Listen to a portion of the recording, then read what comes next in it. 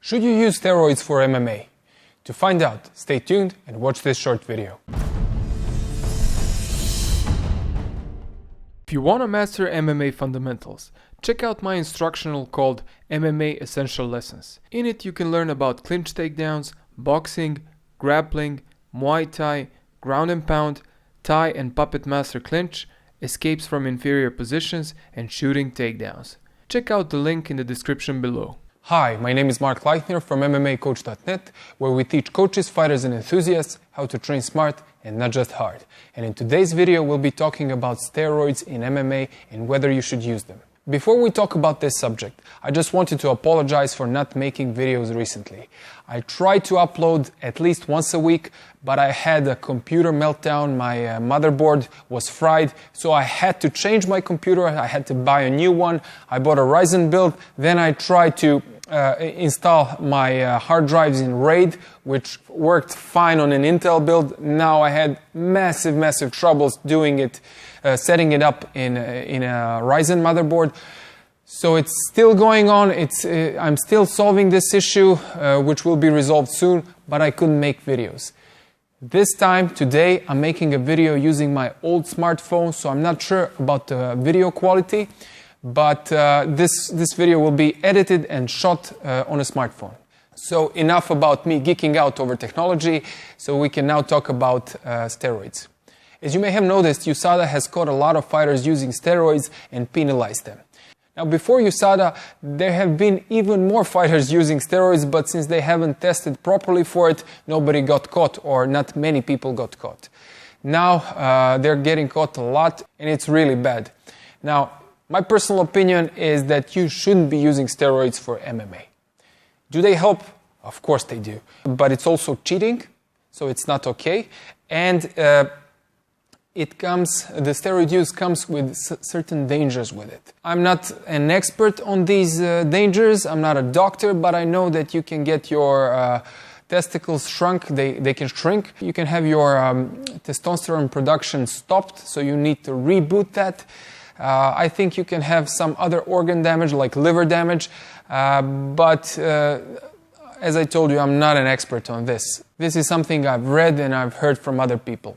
I will also going to be playing the devil's advocate in this video for the other side, the ones that think that you should be using steroids. And what's the main argument there? The main argument from that side is that everybody's using it, so you would be a fool not to use it and not have that advantage. So for me, it's still cheating. If somebody else is doing something, or if everyone else is doing something, should I be doing the same thing, or should you be doing the same thing? I don't think so. It's still cheating, even if everyone else is doing it. And I'm not sure that everyone else is doing it. I think a lot of fighters are on steroids, which is bad, but not all of them. What is my personal experience with steroids? I've never used them. I did buy them once, but I couldn't go through with it. I couldn't use them because I thought to myself, oh, this is cheating. I can't do this now, and I sold them. So I never got to use them. But I know people that have used them, and I've seen their gains in strength. I've seen how much more they were powerful by using steroids. But the thing with MMA is that it's not all about strength and power. Now, it's not all that steroids do. The most important thing that steroids do is they help you train more. They help you recover from training. That's their most important role. Now, a guy on steroids can train more times a day than a guy without steroids. So if he's able to train more times a day, he can get more trainings in. He can get more powerful. He can recover from the gym faster. He can recover from any training faster. So he can, for example, he will even develop technique more because not because the steroids will help technique all by themselves. No, but they will help you recover faster from the first training, so you can go to the second training where you can drill technique, to the third training, and so on and so on. So you can get more trainings in, and that way you can improve faster. But as I told you, it comes with a price tag. A normal human being cannot train 3-4 times a day every day. Some people can, but not every day. I could have trained I trained 3 times a day, maybe 3 times a week. The rest were either 2 times, 1 time, or rest. So I had 1 day of rest per week, but this is another subject which is connected to this because I hear that some fighters brag about training 3-4 times a day, every day. That's impossible. I mean, you can train 3 times a day if not all of your trainings are very hard. If they are light, you can do that. But if you have all of those sessions that are hard, if you have all trainings that are hard, you can't do that unless you're on steroids. But then again, as I told you, it's cheating. One of the most popular ways that people used steroids, and it was legal-ish, actually it was legal, it's called testosterone replacement therapy, or TRT. Now, many fighters applied for TRT, and now I think it's banned, and the doctors prescribed them TRT under the guise of them not having enough testosterone secretion naturally. That's, in my opinion, that's bullshit. Because how many people really do have medical conditions that prevent them from secreting testosterone naturally, in the natural amounts? I don't think there are many of those guys around. Maybe some of them, but not many. But so many fighters were on TRT. Chael Sonnen, Dan Henderson, Vitor Belfort. There were many that were prescribed testosterone replacement therapy. That's basically steroid use, because you're taking in the amounts of testosterone that are not naturally present in your body. Cheating, in my opinion. Another thing to consider is that we are not all created equal. People are born differently.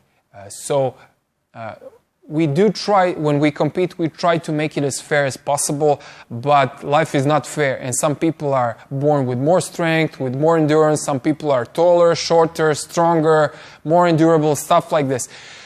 So you have to maximize what you already have. Steroids can be a boost to that. Some people can say, okay, I'm not born genetically gifted, so I have to use steroids to be able to compete with the other guys. Then you don't compete with the other guys. Maybe you're not for MMA, maybe you're not for other sports. And the thing about MMA, it's not like weightlifting or sprinting or powerlifting or some other sport that requires only one type of performance. Like, for instance, in sprinting, the technique is very limited. You learn how to run properly. There is technique to that, of course. Then it's all about maximizing strength and speed. And that you do with all sorts of exercises. They do a lot of gym work. They do a lot of sprinting, other stuff as well. But they need to become stronger and faster. And the way to do that is by becoming stronger and faster, which is helped by steroids. And they hit a certain limit where they cannot improve more than they naturally can. And then they have to take steroids to be able to improve. This is not the case with MMA.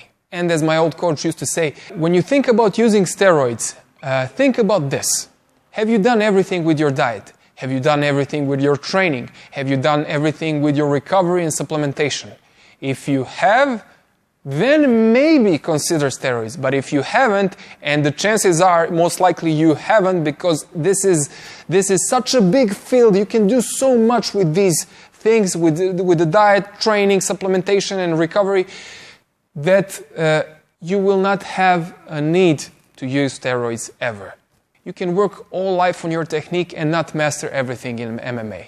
So in MMA, strength and speed are not the most important things. Of course, recovery is, but still you can do a lot.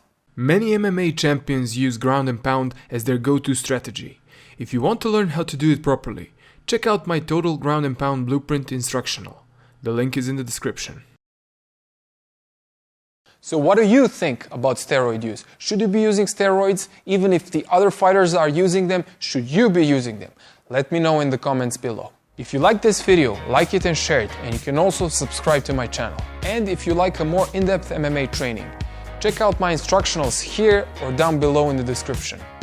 My name is Mark Leichner from MMAcoach.net, and I will see you again very soon.